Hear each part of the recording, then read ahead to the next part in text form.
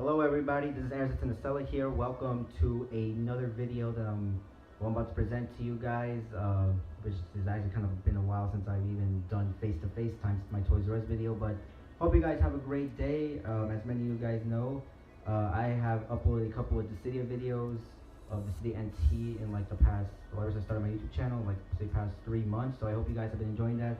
And today in this video, I'm going to be discussing the 10 characters that I want to see in Dissidia NT, but mostly what is the one character who I want to see the most. So I'm using my microphone so you guys can hear well. But before we get started, I do want to mention just a quick note of thank you so much for the support. All the GMBs that I've made have been increasing. You know, I'm working on my newest one coming out later this month, so I hope you guys enjoy that on a very well-known Final Fantasy character with a newer popular song, so I hope you guys will enjoy that. But today I'm going to be talking about the characters who I want to see in Dissidia NT. More specifically, a specific character or characters I want to see. But before that, I want to go over the 10 characters who I want to see in Dissidia the most. And these characters are who I want to see personally the most. I want to see Locked and Shadow from Final Fantasy VI, which would be a great representation for, you know, the classic FF games. And from Final Fantasy VII, I want to see Zack Fair and Vincent Valentine. I'm pretty sure all you FF fangirls are going crazy that I said Zack. Yes, I want to see Zack, and I don't think he'll be a Cloud Stripe clone. They'll probably do a lot more with him, so they're probably going to just change certain things up, because I don't see him being as a Cloud Stripe clone. I mean, he'll probably have the Buster Sword, of course, but some notable differences. I think, and Vincent Valentine, there's a lot of potential with the gun that he uses and everything, so I think he'll be a great character too. And from Final Fantasy VIII, Rinola, I hope I pronounced her name right. I haven't played Final Fantasy VIII, but Rinola, or the Squall's love interest, she needs to be there. She deserves to be there more. I don't know how she hasn't not made that much appearance compared to Yuna or Tifa Lockhart, Aerith, or Lightning, those kind of girls. She needs to be in this game for sure. And from Final Fantasy IX, Vivi, the black mage we're all familiar with, Vivi would be a great representation. There's a lot of, you're going to have his moveset set up because he's already a black mage. From the Final Fantasy X side, my all-time favorite Final Fantasy game, if you guys don't know, Seymour. We need another villain, and I think Seymour is the best option. I don't know how they're going to balance it out, because he could just summon summons, and then summons a mechanic, or at least you have the summons as the mechanic in this game, so I think they could balance that out with what he has. If he summons out his own guards, oh boy, I imagine that would just be a pain. From Final Fantasy 13, or the 13 universe, Kaivis. I mean, come on, what do you expect? I mean, everybody wants Kaivis. So, I mean, and from the FF15 side, guys, you always keep forgetting how to pronounce his name. The main villain of FF15, Orion. I hope I pronounced it correct. I think it's Orion, because I was always about to pronounce it as Orin for some reason in FF10, but Orion, whatever. The main villain of Final Fantasy 15. I hope I pronounce it right. Don't destroy me, guys. As well as I think that's pretty much him. And another character I guess I would want to see too. Got him, and that's 9.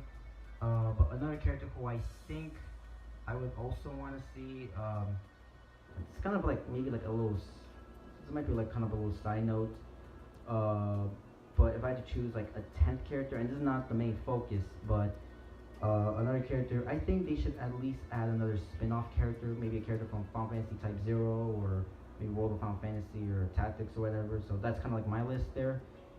But right now we are at the main point of this video, and I'm about to explain to you guys the character who I want to see the most. And you gotta understand, this is just my personal opinion of who I would put at number 1 on the list for who I want to see in Dissidia NT the most. But if I had to choose one, or if I had to make one choice, I want to see Yuna, Rikku, and Paine. They are my number 1 choice for Dissidia NT.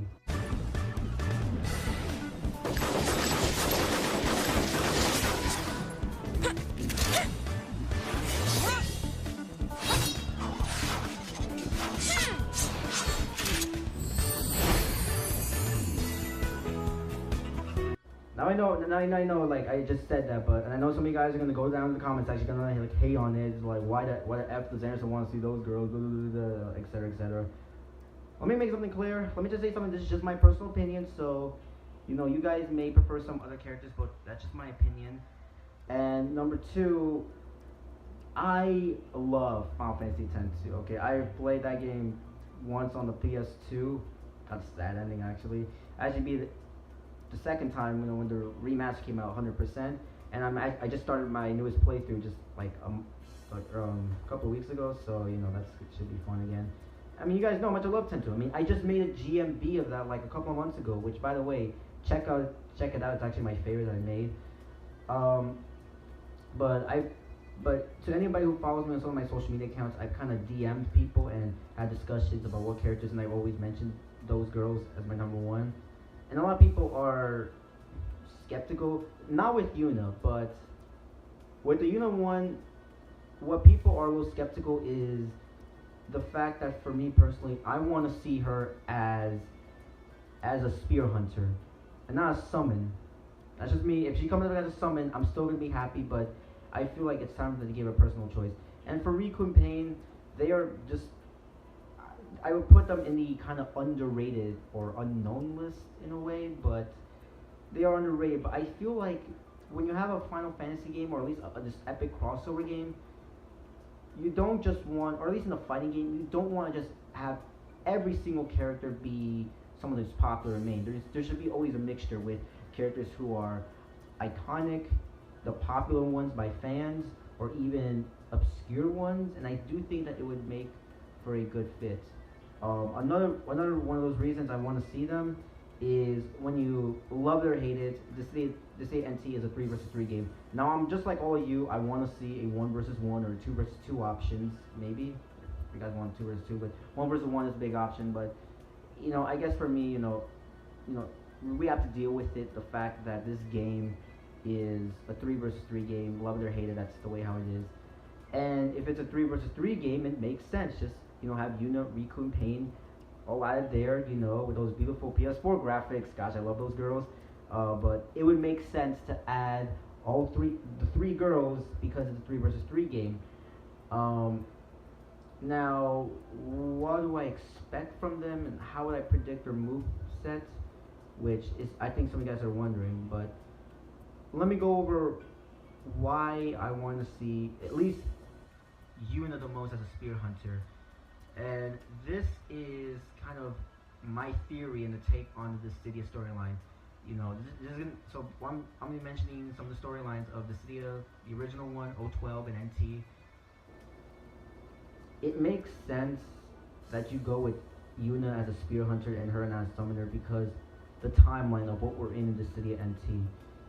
So, for me, I've made this theory or this thought that the storyline of Dissidia 012, since it was like the beginning, the 012 storyline, that the characters that they summoned took place before the events of their respective games where they come from, or during or before the epic sort of thing. So, as some of you guys may not know this, but the Dissidia games are actually canon to the first Final Fantasy game.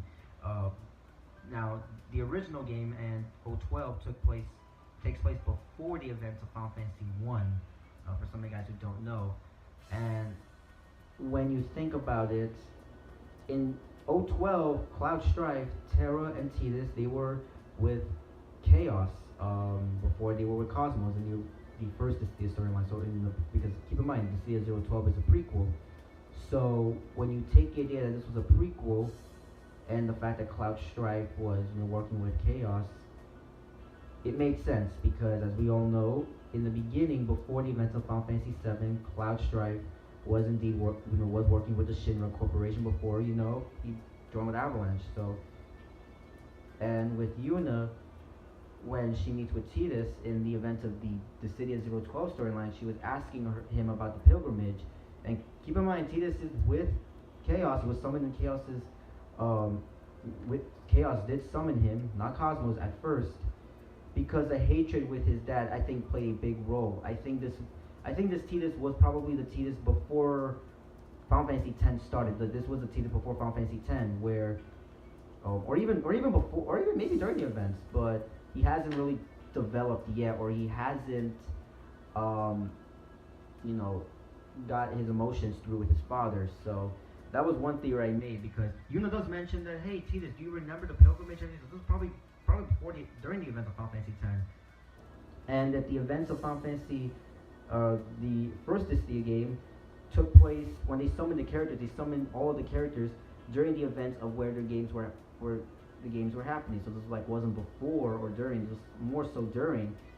We see the fact that Tidus and Jet, if you played the Dissidia game, the original, that they don't like each other, but similar to FF10, if you ever beaten the game, they finally come to terms. And just like NT, even though they're still enemies, they're actually more like allies. And look at Cloud Strife and look at Lightning. Cloud Strife in NT is the Advent Children Cloud. The Lightning in this game, NT, is the Lightning Returns version of herself. So Cloud Strife is the one from Advent Children, and Lightning is the one version 13, which makes sense because all these characters, or at least NT, takes place after the events of the two Dissidia games, the first two. So adding Summoner Yuna storyline-wise makes sense because this is, I guess after the events of Final Fantasy X, and this is the 10-2 version, and I think it would make a lot of fun that they add her in the game, and it could be very interesting, like how her role would be. That this is the Yuna, after the events of the original game, and the fact that they chose the Lightning version during the third game, so if they choose her the second game, it makes sense, the character development-wise, that the characters they summoned were before or during the events of the games they come from, and when they were summoned during the events of NT, this is after the events of the game's story where the characters come from. Except for Noxus, because of course we all know he grows older. I have not beaten Final Fantasy 15, but I have seen the images of older Noxus, which I think is kind of cool for a character like him. So storyline-wise, it makes sense why you would want to choose Spear Hunter Yuna, and there's a lot of potential with her, because how would I envision the gameplay style for Yuna, Rikku, and Paine? Give them the dress spears. Give all three at least 3 or 4 different dress spears. You could probably press the L3 button, some of the lightning, which are 2 forms. You could do that. Yuna is the gunner, of course. Rikku is a thief, and then warrior. Paine as the warrior. I think they should give the 3 girls 3 or 4 different dress spears to access in total. That includes what they are. But don't give them the same dress spears. I'll give an example. I don't know, I think it's like almost 20 different dress spears. Give Yuna a song, the song dress spear, and then give her maybe let's say like a black mage dress spear, and then give her, I guess the festival dress spear. I just started, so I kind of forgot most of them. And then give Rikku a different one. Give her, give her a different sort of dress spear. Maybe she could turn as a warrior or something. So give all 3 girls different dress spears and not the exact same, and have them function well. But how would I envision the dress spears to be like is that they would do change the combat. But what I would want to do is, with each dress spear, it gives a weakness, but it will also give, a strength. So, if you guys have ever played Smash Brothers, the newer one, at least the more recent, the Wii U and 3DS, you would know that Shulk, he has 5 different variations with his sword. Shulk from Xenoblade Chronicles. He has jump, speed, shield, sword, and slash. Yes, or I guess that's how you call it. Trying to remember those names. Where he could, if you do green, he'll jump higher, but he has lower defense. If he shield, he has higher defense, but his speed is very, his speed is very slow. So I would consider that you give all 3 girls you can give them different dress spears, not the exact same one.